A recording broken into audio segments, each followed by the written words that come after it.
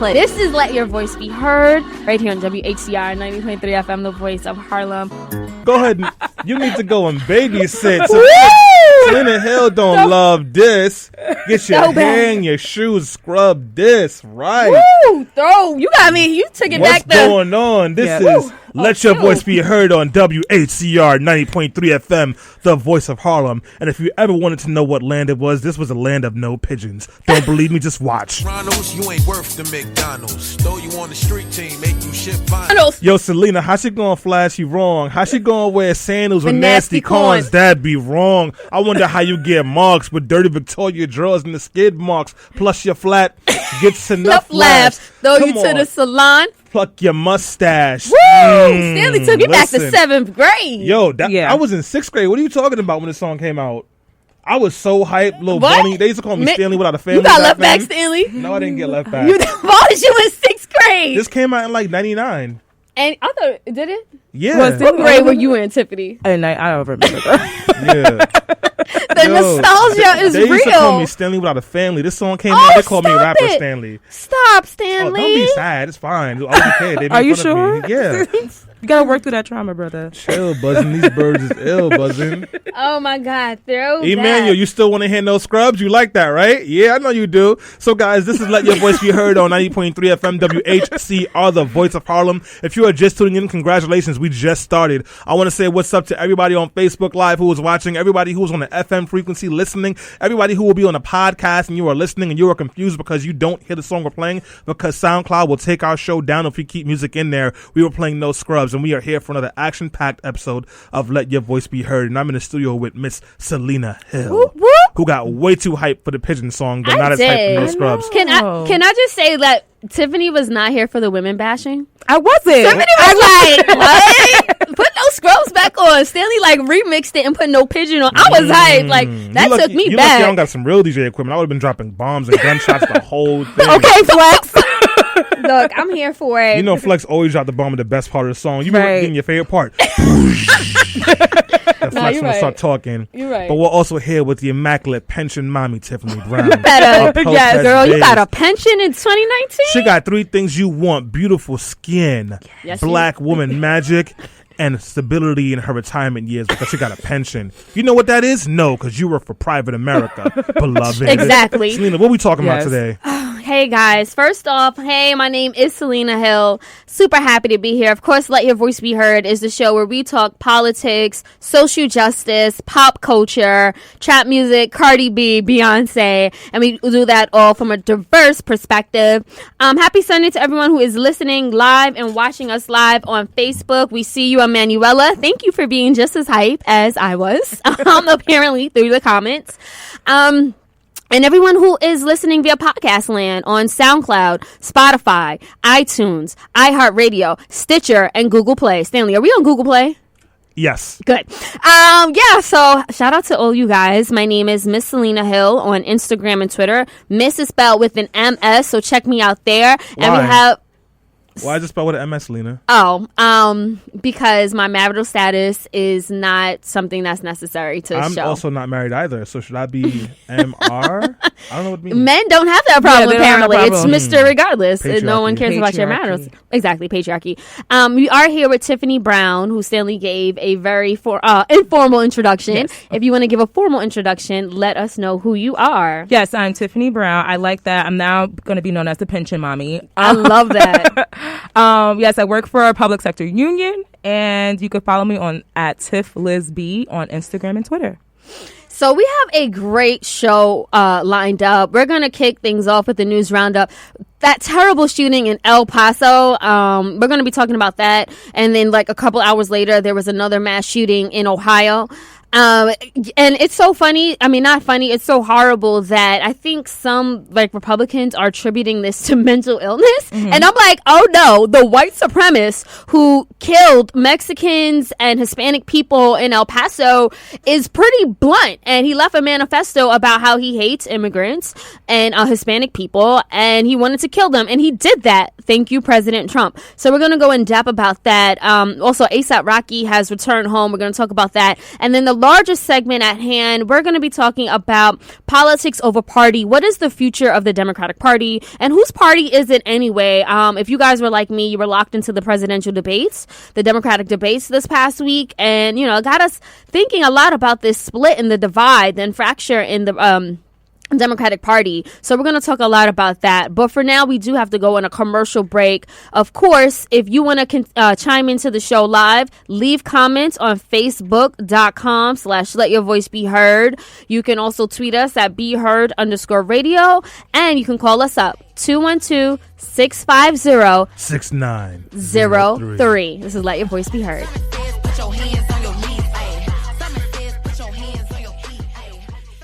Selena got the light on me. Like, why you got the light on me for, Selena? The light? Yeah. I'm recording you. With the flash, it's bright in here. Yo, it's not. It could be the middle of the day with the sun directly under me. Selena will be like, put the flash on. We are back on. To take pictures because everyone looks better under light. Are you kidding me? Mm-hmm. We are back on Let Your Voice Be Heard on 90.3 FM WHCR, the voice of Harlem.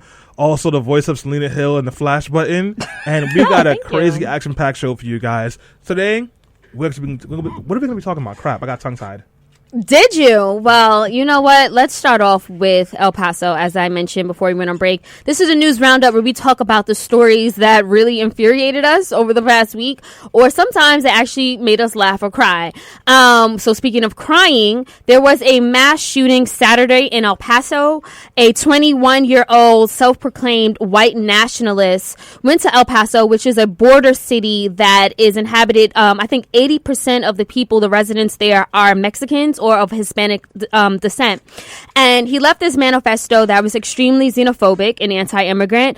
And 20 minutes later, he literally opened up fire, killing 20 innocent people and injuring a number of others, including children, parents, at this Walmart. Horrific shooting, right? So we know that Beto has went back. He's running for the presidential campaign in 2020, and he actually went back to El Paso. He left the campaign trail, and he's been, there to comfort the families. I know Mayor Pete has also spoken out, and he said that the U.S. is under attack by white nationalists. So you see a lot of Democrats just calling this out for what it is, racism and xenophobia. But of course, Republicans are attributing this to mental illness. And I just want to say, there's a difference between gun violence and a hate crime. This is being investigated as a hate crime. Tiffany, what are your thoughts about the El Paso shooting? When I first heard it, I thought it was really scary just to know that a person just has access to all that sort of weaponry and just, carry out that sort of tragedy. And I think it goes without saying that, any person that does this sort of crime, of course, there's some element of mental illness, but we also just have to talk about why these persons are being motivated to do these sort of things. I think there was a photo of him that he spelled out, not of him, but of his guns, and he spelled out Trump with all of the guns that he had, which I think was really scary and just disheartening to see.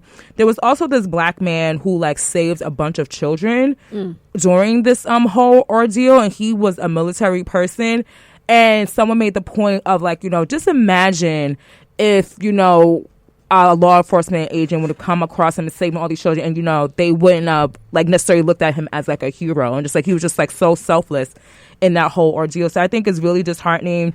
We really need to be honest about gun control and how we talk about gun control, and we need to have there's no reason for people to have access to assault rifles and all those things. I'm sorry. I think you're being too nice when you talk about gun control. We need to do something about white people. That's true. They keep shooting places up.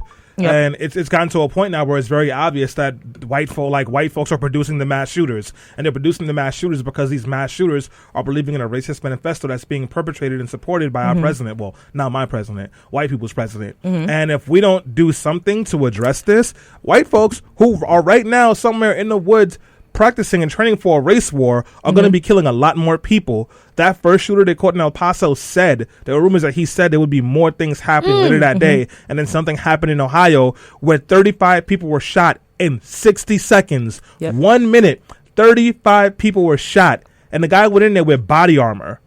So when are we going to stop just talking about gun control? We got to do something about these white people. They're killing everybody. Yep. And you know what, Stanley, and you know what, this is the gripe that I have with people who are just attributing this to mental illness and gun violence. white people have a history of killing people of color in this country. From the people, the black people that they raped and enslaved and murdered, to the people that they lynched, the black men that they were lynching, to the segregationists who refused to let black children go to school with white children. I mean, if you thinking of that history, did all these white people have a mental illness, or was it just racism and hatred at its ugliest form? I think that's really what it is. Sorry, go ahead, Tiff. Yeah. I mean, like when you have that much, so think about it this way.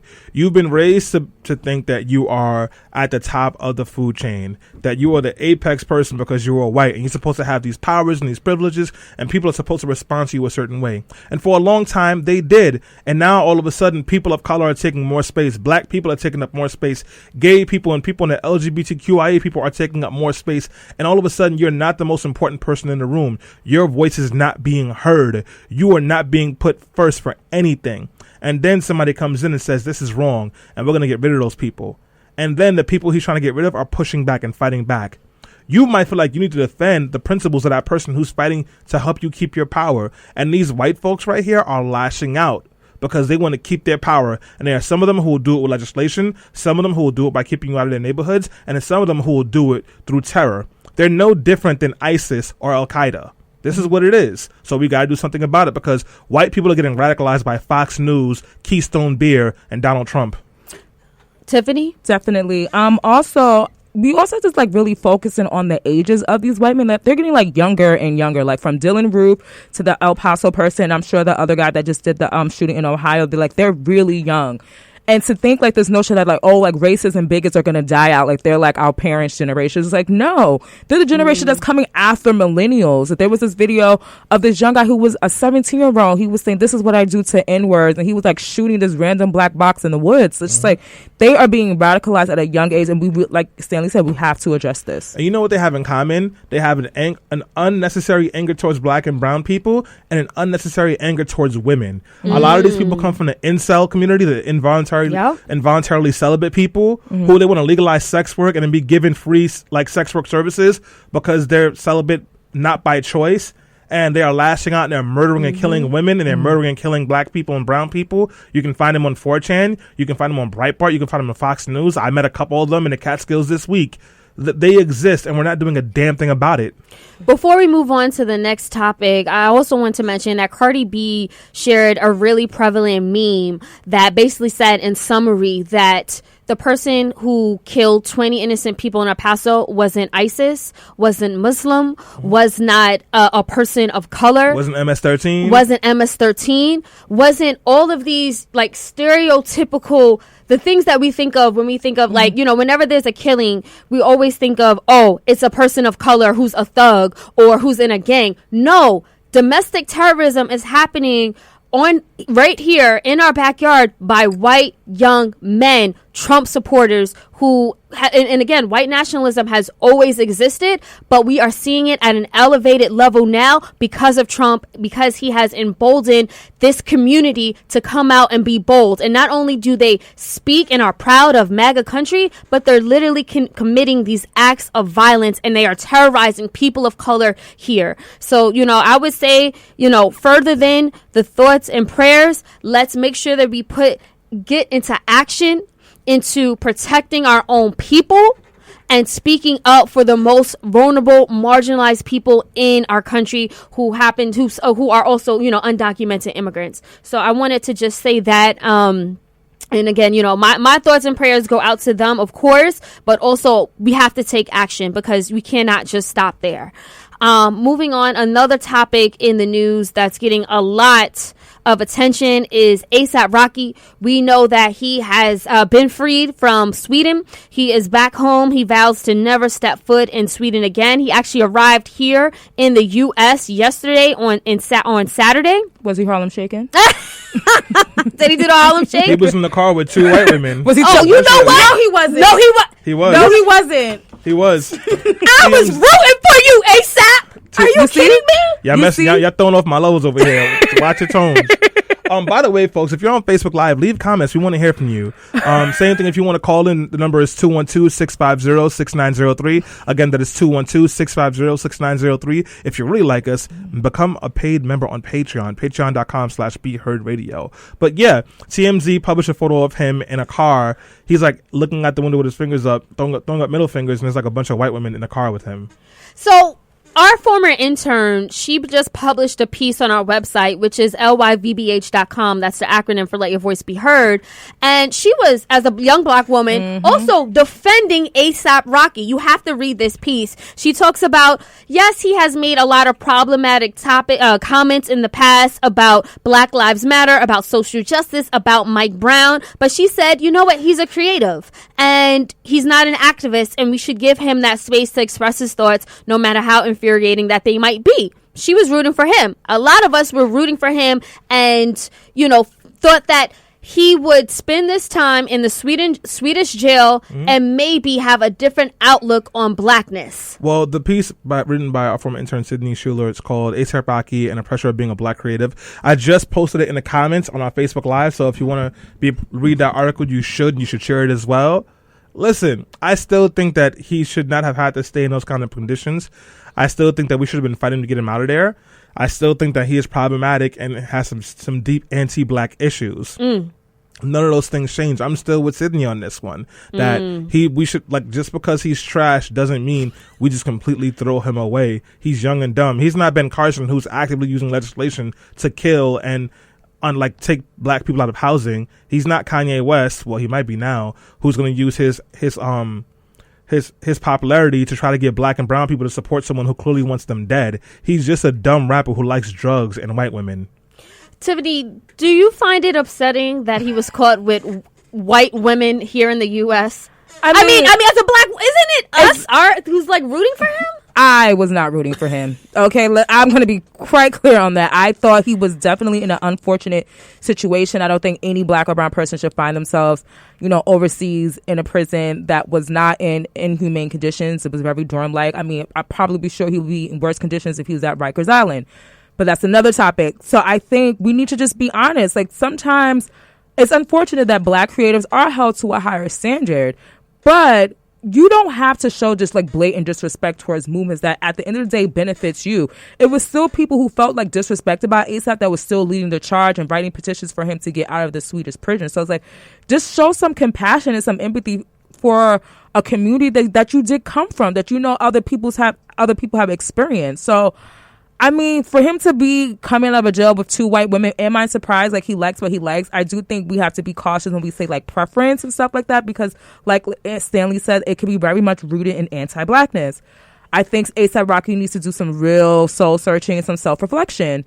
And like I said, I don't think he should have been in that situation, so I'm not going to say I wish jail on him, no. But I do think, like I said, he needs to, reevaluate his decisions and his platform. Yeah, and we need to have a segment or a conversation about anti-blackness, or maybe I'll write about it, because I don't think a lot of people really understand what anti-blackness is and what it looks like, and how black people and black and brown people can have racist and like resentful feelings towards black people because of the history of white supremacy in this country. And it shows up in black people with colorism, or like a lot of Latinx communities where they don't want to be associated with as black, even though a lot of them are the same complexion or darker than me and Tiffany. So it's a conversation that we have to have, and we shall have eventually. Speaking of that, we actually do have to go on another break. But before we do, I just want to say, keep tuning in. When we come back, we're going to be talking about the Democratic Party. What's the future? And specifically, how can people of color impact and influence this party and make it our own? This is Let Your Voice Be Heard. We are back on Let Your Voice Be Heard on 90.3 FM WHCR, the voice of Harlem. I'm in my rock and roll bag. Do you know who Def Leppard is, Selena? No. You don't know Def Leppard? No, I know the song. I'm sorry. Yeah, because I play it, right? Hold on. Look, for the podcasters, you hear that? Yeah. Now we're not doing no bring more it back down now. Don't want another violation. Don't We take on our show down, strike SoundCloud. 2 Don't on do it. SoundCloud. Strike 5. Don't take our show down, Spotify. All right, guys. We are back on Let Your Voice Be Heard on 90.3 FM WHCR, the voice of Harlem. If you are just tuning in, this is Stanley Fritz. I'm here with Selena Hill and, of course, Tiffany Brown. And Selena has got a conversation for you guys to have. I want to say, Marianne Williamson. forever. Oh, yes. Boo. Okay, so Tiffany! Oh, my girl. Okay, let's get into it. So we've seen another round of Democratic debates last week with 20 of the candidates going head-to-head in Detroit on 2 separate nights. The candidates faced off on healthcare, immigration, race issues, and more. They also attacked President Trump for his failed policies and the embarrassment he has caused our nation. But it seems like they focused a lot on sparring with each other and particularly targeting former Vice President Joe Biden. Now, Biden was involved in several exchanges where other candidates criticized his track record on criminal justice as well as immigration reform when he was working with President Obama. And remember, President Obama was infamously known as the deporter-in-chief.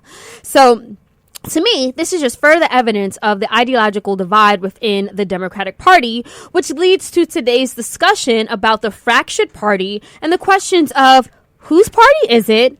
And what's the future of the Democratic Party? Now, before we get into those questions in particular, I want to start off by asking you guys, what were your reaction to the debates, high points and low points, starting with you, Tiffany? She looked me deep into my eyes and I said you. I'm good with that, though. Go ahead. So low points was when Cory Booker said, there's a saying in my community, like you're all in you're drinking the Kool-Aid but don't know the flavor. We're not saying that anymore. Cory Booker, no black person in 2019 is saying that. I just feel like I don't know about Cory Booker. He makes me pandering a little bit. You're black. What are you pandering? I don't get it. He's no, really, I am black. No, for real. Some of the high points, at least for me, was obviously Elizabeth Warren. I'm a low-key Elizabeth Warren stan. I really like her. I think it's the policy wonk in me. I appreciate her really nailing Delaney about what's the point of running for office if you're gonna say all the things that we can't do. We posted that on our IG page. It was want to see a dead body? No.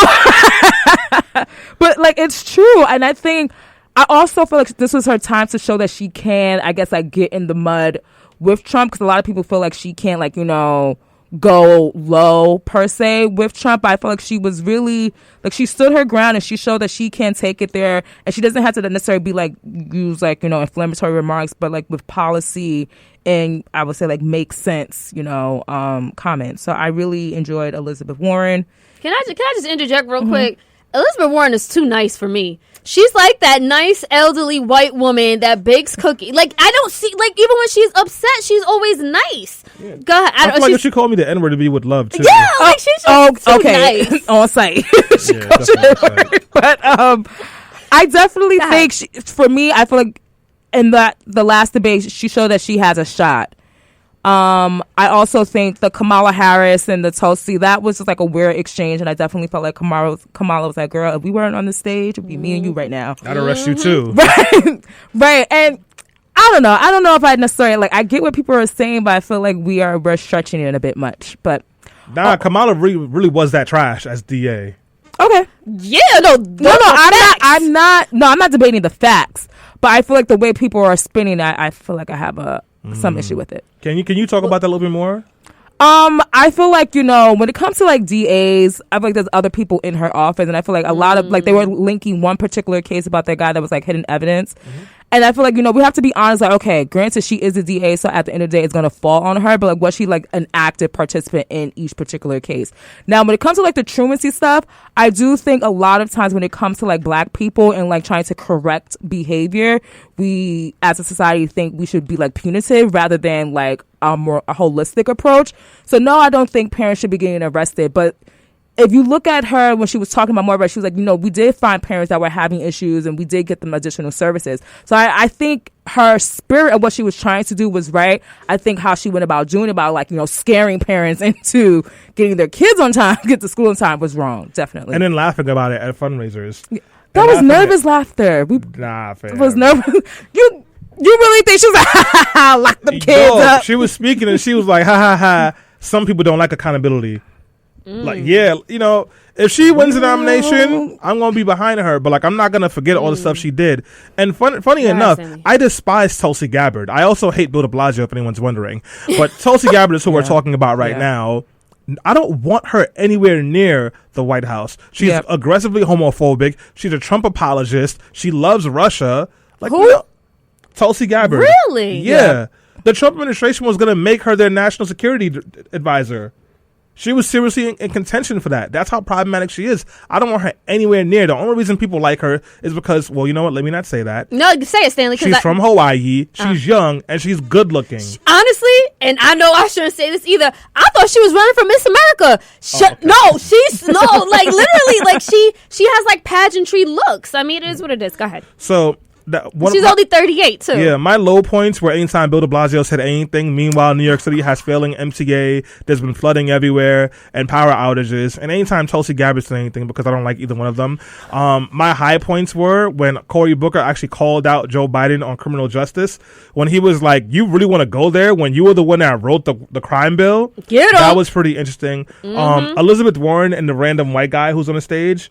When she was just like barring him up the whole time. And it was funny because they would pan on their faces, and random white guy number 6, you would always see him getting emotional when Elizabeth Warren was saying something. I'm not trying to be rude. There's just so many random white men who are running for president this year. They all look the same to me, so I don't know who is who anymore. Good. Go ahead, Stanley. Finish. Yeah. Marianne Williamson, I was looking forward to her being incoherent but also entertaining, and she actually made a lot of sense, so much so that Marilyn, who did not watch the first debate, was like, "Wow, who is this lady? I like her answer on reparations." And I was like, "No, she's crazy. We're supporting her for fun." So yeah. Thank you so much for the recaps. Honestly, I disagree with a lot of what you guys said. No, it's okay. So some of the things I actually agree with though. Some of my high points first night. Bernie Sanders, I thought that he completely shined. He was, loud, energetic. He was that quote unquote crazy Bernie, which I absolutely adore and love. Hands up, screaming. At one point, somebody was like, "You don't have to yell, Bernie." And I was like, yes, he does. Yes, he does. Like, he's passionate. And I love to see that in passion, especially when he told that guy, "I wrote the damn bill." I said, "Bernie, you better go ahead," with his little feisty self. Some of the other high points, honestly, I also love when Marianne Williamson called for reparations. I was like, yes, sis, you better speak. Night 2, I thought Cory Booker had a very impressive night. I thought that, the Kool-Aid thing, he was pandering, but I think it resonated with a lot of folks, regardless of, to me, it kind of seemed forced. I thought that he really shined. Yes, he did attack Joe Biden on the crime bill and other things, and I thought that he, those attacks were pertinent. I was happy that he called him out. I disagree. I thought that Mayor de Blasio was just as entertaining. I was happy that he was on that debate stage. The reason why is Bill de Blasio was asking more questions than the moderators. Every time he spoke, he was like, "You know what? But let me ask you a question, Joe Biden. Let me ask my panelists a question." I said, "Okay, Bill, this is a different approach." I wish he had this much energy for the NYPD, where he's been protecting Officer Pantaleo for 5 years and blaming the Department of Justice, even though he could have fired him at any moment. Meanwhile, Pantaleo just got suspended from his job, where he's still going to be getting paid, and he's making 6 figures. Or how about the fact that the mayor wasn't even in the city when we had a blackout in Canarsie, and when the shooting happened in Brownsville and Jumaane Williams called it a mass shooting, de Blasio said he was wrong until he realized, oh, this is polling well, and instead it on a campaign trail. Go home, de Blasio. Speaking of de Blasio and the fire Pantaleo, there was an outbreak at night 2 when de Blasio was giving his opening remarks. Tamika Mallory, who's a friend of the show, as well as other members of the New York Justice League. Kirsten Ford, Maisal Lennon, Angelo Pinto. Yes, they all started screaming, "Fire Pantaleo." They purposely and intentionally interrupted the forum of the debate and the decorum because they were calling for him to be fired. A lot of people took issue with that. They were saying wrong place, wrong time.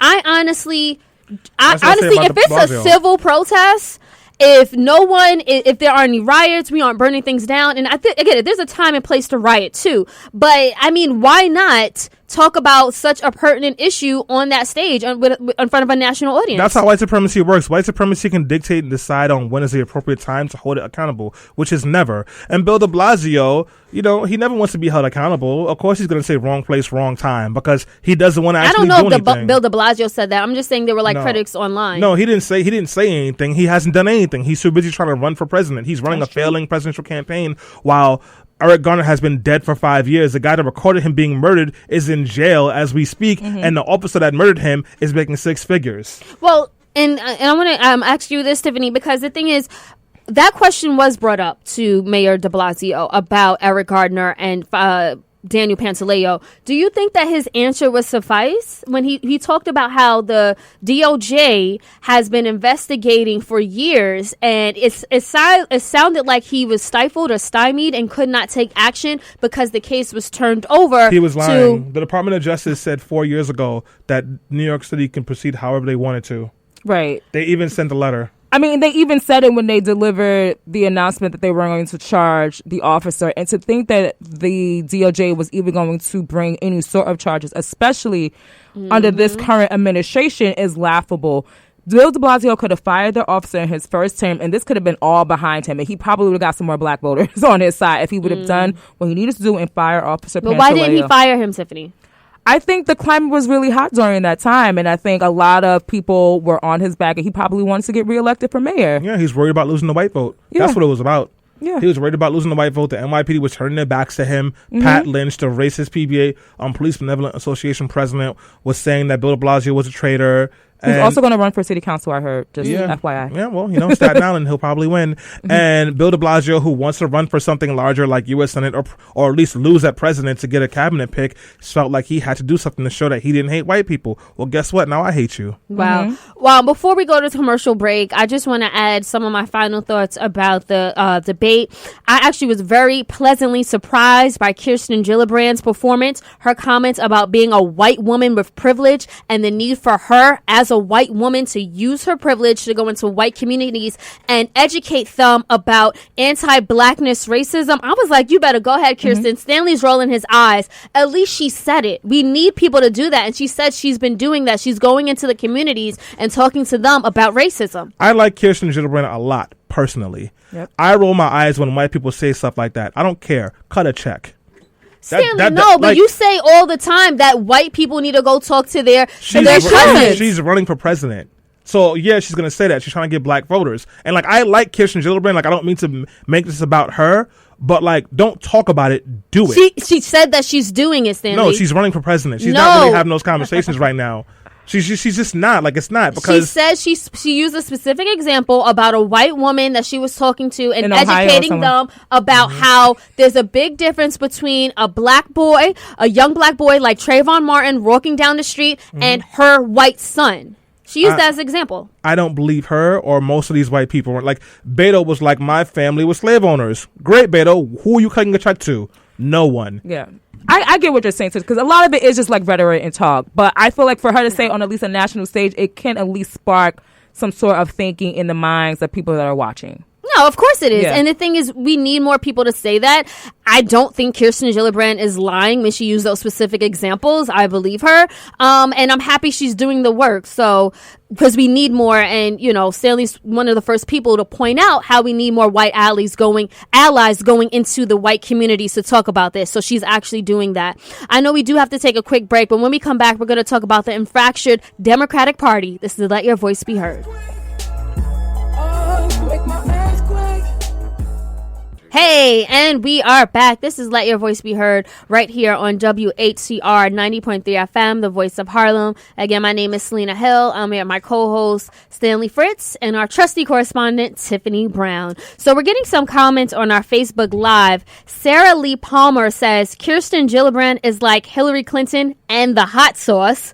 I agree. I think that's a compliment. And Emanuela says, it's a very scary political issue here in the States. You took the words out of my mouth. The historical dynamics. There are unexplainable reasons why white privilege is scary. Also, I agree there. So, I want to talk about this infractured Democratic Party because a theme or something, an underlying theme that I noticed during this debate was the divide. It seems generational, but it also seemed like it's the moderates versus the progressives. And I say that because Joe Biden, who continues to be the front runner in this race, he is still very moderate compared to some of his more left-leaning contenders. He's still a centrist, and he's basically touting the Obama administration record, which today is not as progressive as I think us lefties, if you will, or leftists would like. It was 8 years ago or 4 or 5 years ago when President Obama was in office, it was a different political climate. When Bernie Sanders came out in 2016 and he called for a political revolution and he called for Medicare for all and he called for free college, free tuition, he set this tone for the Democratic Party. Now, 4 years later, you hear most of all the progressive candidates saying the same exact things Bernie was calling in 2016 when they were calling him too radical and too leftist. Now that has become the party standard for most of the progressives. But however, that doesn't seem to be trickling over too much to the front runner, Joe Biden, and the more moderates. So guys, do you also see a divide or split in the current Democratic Party? Yeah, obviously. And I would just argue that 90% of the people who are agreeing with Bernie Sanders and saying free college tuition and all those things are just lying. They are. Like, they don't really want to do this. Just the other day, Kamala Harris is like, I have a new plan that anyone who received TAP will then get their loans forgiven if they create a business that lasts for at least 5 years, when most small businesses fail in 3. Like, that's the kind of stuff they're talking about. Now, Joe Biden, at this point, I don't think he's gonna win, because at this point he's not even offering anything that would like lightly improve anybody's quality of life. He's literally just saying, like, let's keep things the same and just be nicer to each other and ignore racism. And I think that's what the moderates are offering. And it's really hard for folks like that to be heard for much longer when Republicans are passing radical bills. Mm-hmm. They just put up $2 trillion on our debt to give the super rich a tax cut. You think someone's going to blink an eye if we want to give everybody free health insurance? You can't make that argument anymore, because the Republicans are doing whatever they want. Good point. And Tiffany, Stanley says that he doesn't think Joe Biden is going to win. I actually do. Recent polls show that, especially in the African American community, he is getting a lot of support. 53% of African American voters said they know for sure they are voting for Joe Biden. After Joe Biden, only 8% said Sanders and about 7% said Kamala Harris. Tiffany, is Biden our guy? He's not my guy. I don't think he's any real left progressive guy, but he's a familiar white candidate. And we have to be honest about that when we're also talking about the generational divide and like who is actively voting and routinely voting, like prime voters in all of these elections. It's our parents. It's the churchgoers. It's the ones that, they see these white candidates, at their churches on Sunday. So they're very familiar with that type of white candidate. Even though Warren or Bernie Sanders are saying something that many of our parents would benefit from, but I feel like the way they're branded and how they approach it is like way too left for us. It makes us feel uncomfortable. It's like the fear of unknown when Biden provides a lot of familiarity. I think that we're reading too much into the polls and primaries, because one thing you have to remember, in primaries, the activists and hardcore party people come out. Those tend to be further left. Also, national polls don't dictate what's actually happening on the ground, and so I'd be more interested to see what the Iowa polls looking like. And lastly, the last time they showed that Joe Biden had majority support among black voters, it came to find out that MSNBC was actually lying, and he had majority support from black voters 60 years old and older.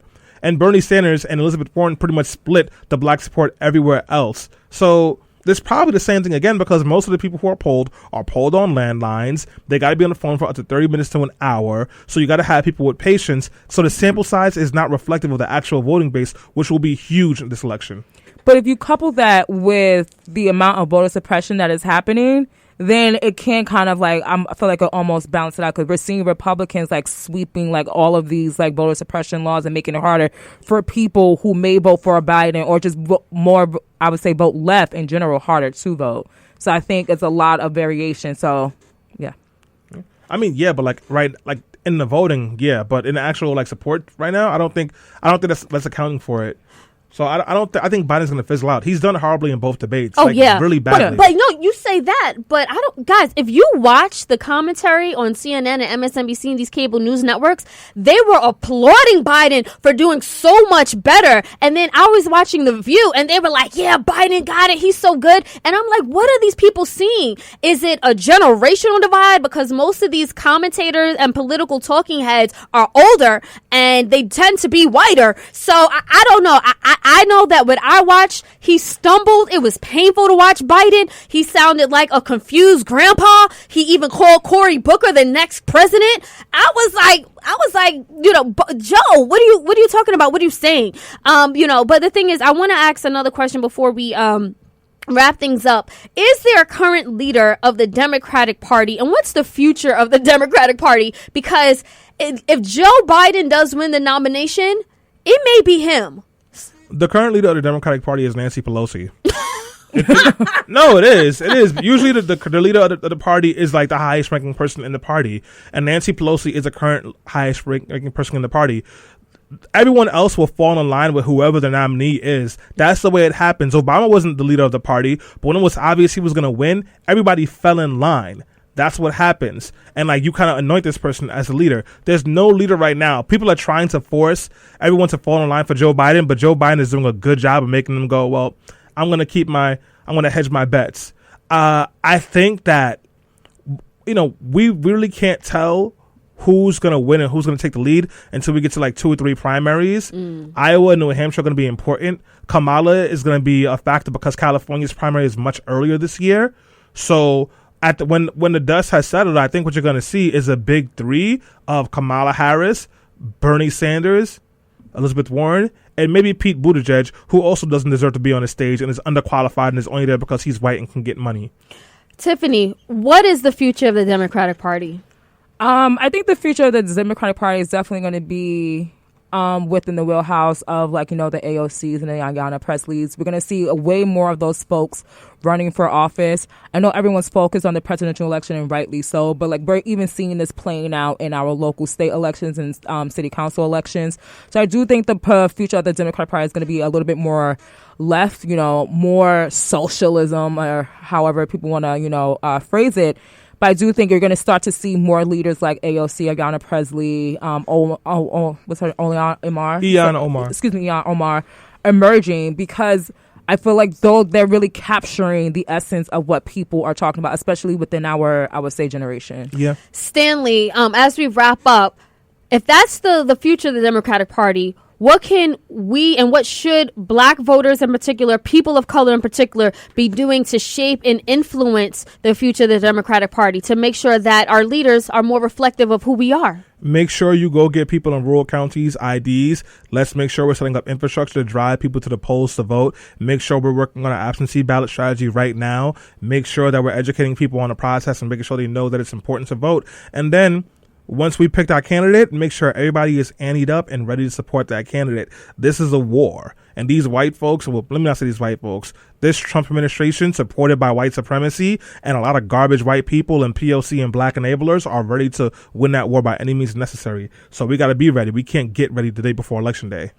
And I'll say this as we just wrap up. My final thoughts is, I definitely see optimism for the Democratic Party. And I didn't always. But now, to Tiffany's point, where we have the AOCs, we have the Ayanna Presleys, we have the Ilhan Omar, we have, we have all of these young women of color who are less than 45 years old and who are making a real impact and change. And it's because of what happened in 2018. When we came out, we voted and we saw a blue wave across this country. And we said, you know what? We're tired of how white racist men were running this country. We're tired of Trump. And you know what? We're going to elect younger women, people of color, people who represent a broader, diverse nation to represent our politics and to fight for the causes and the policies that we agree with. And if we continue on this track and we take that same energy into 2020, we will be the future of the Democratic Party. When I say we, I mean me, I mean you, I mean if you are listening right now. So it's up to us to, get impassioned, stay informed, educate our peers, our colleagues, our family members, especially those in the purple states, and let them know the future is ours and the future is now. Let's take it to the polls. Okay. On that note, we do have to wrap up, but I want to thank everyone who listened via podcast and everyone who chimed in and listened via Facebook Live, as well as on WHCR 90.3 FM. Guys, if you want to support us in a major way, please do so on our Patreon account. That's Patreon/Be Heard Radio. By becoming a subscriber and supporting us, we will continue to support the issues and the causes that you care about. Till next Sunday, let your voice be heard.